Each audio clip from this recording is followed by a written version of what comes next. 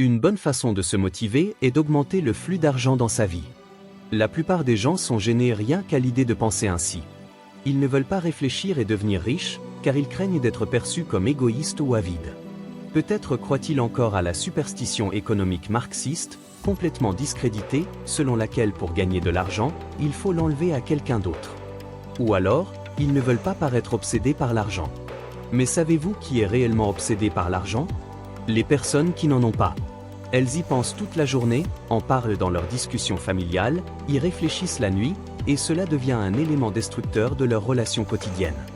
Le meilleur moyen de ne pas être obsédé par l'argent est d'avoir confiance en son plan de jeu pour atteindre la liberté financière. Comme l'a dit Georges Bernard Shaw, notre premier devoir est de ne pas être pauvre. Le chemin vers la prospérité passe toujours par les relations professionnelles.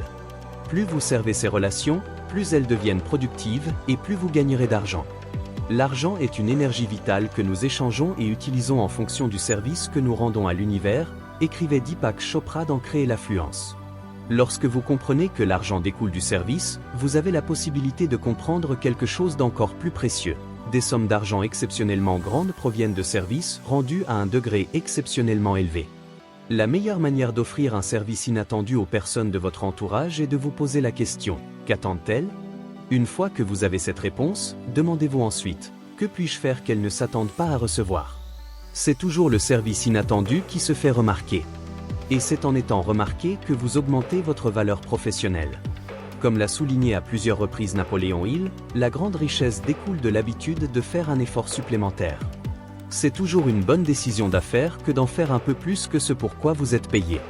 Il est presque impossible de vivre une vie de motivation personnelle si vous êtes constamment préoccupé par l'argent. Ne soyez pas gêné de réfléchir sérieusement à ce sujet.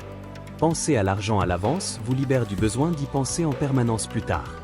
Autorisez-vous à associer le bien-être financier à une plus grande capacité de compassion envers les autres. Si je vis dans la pauvreté, combien d'amour et d'attention puis-je donner à mes enfants ou à mes semblables?